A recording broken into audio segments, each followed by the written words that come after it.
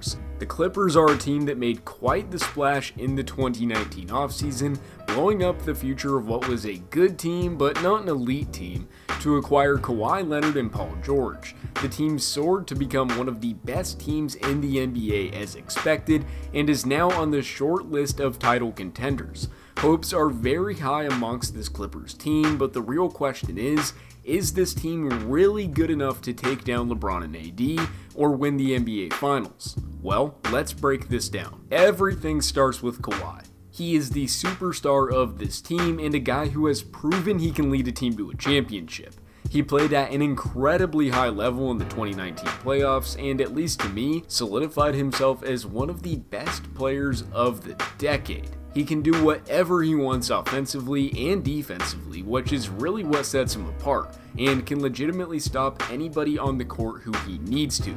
I do think that at this point in both of their careers, LeBron and Kawhi are on the same playing field and are pretty much an even match. But that will surely be determined if and when these teams meet in the playoffs. But right now, I can't give the upper hand to either player in this matchup because both are just ridiculously great all-around players. Next to Kawhi is Paul George. Paul George is basically a very similar player to Kawhi in terms of play style. He's a do-it-all wing who is athletic, can shoot, and plays great defense. You can't go wrong with a guy like Paul George, especially when he is your second scoring option. He shoots nearly 40% from deep, can facilitate, and is mostly consistent. Like Kawhi, Paul George is a guy who can guard anybody and lock them up.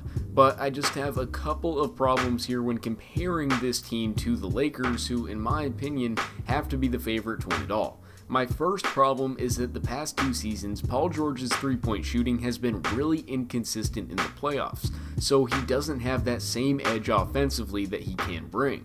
There has been times where Paul George has been electric in the postseason, specifically during all those matchups versus LeBron's Heat, but in the past couple of seasons it just hasn't been the same. My second problem is comparing him to Anthony Davis as a second option.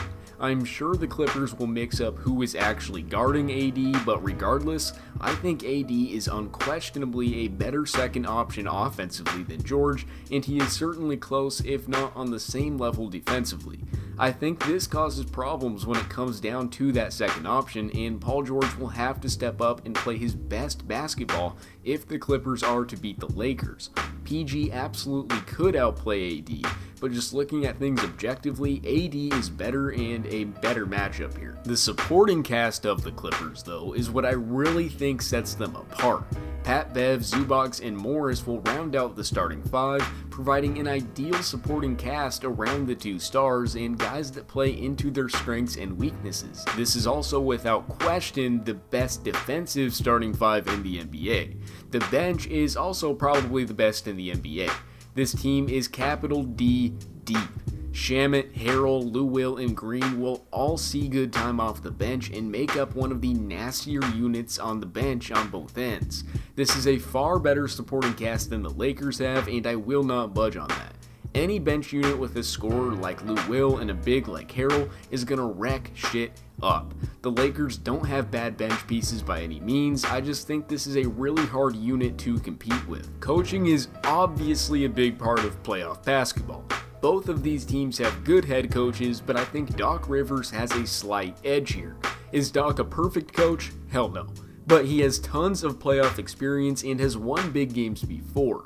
I also think he just works super well with the group of guys he has, and they all buy into his system. He can make proper adjustments on both ends of the floor and utilize the strengths of his team as well.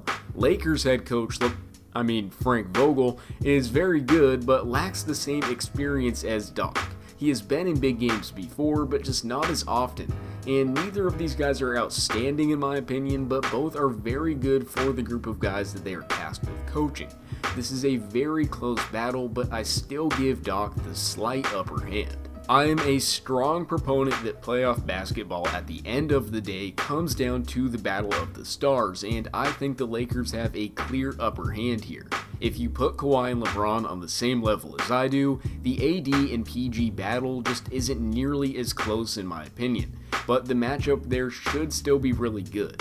Even though I said at the end of the day, playoff games come down to the stars, I do actually believe that this Clippers bench can give them the upper hand in this series because it is so overwhelming. They are going to light it up, and I just don't know what the Lakers can do about it for 7 games. So I actually have the Clippers winning the Western Conference over the Lakers and subsequently the NBA Finals. Kawhi is going to do his thing and his bench is going to lift them up in an otherwise neck-and-neck battle. I think this series certainly goes 7 and could go either way. But to answer the original question, can the Clippers really beat the Lakers? They absolutely can, and they should expect nothing less than doing just that. If you enjoyed this video, make sure to click that thumbs up button, and if you're new to the channel, click the subscribe button. We at SemiPro post awesome sports content every single day. NFL, NBA, MLB, any sports you want to see, we have here on SemiPro. It's free, it helps us out a lot, and it would mean a lot to us if you could just go ahead and click that red button. Thank you for watching and have a blessed rest of your day.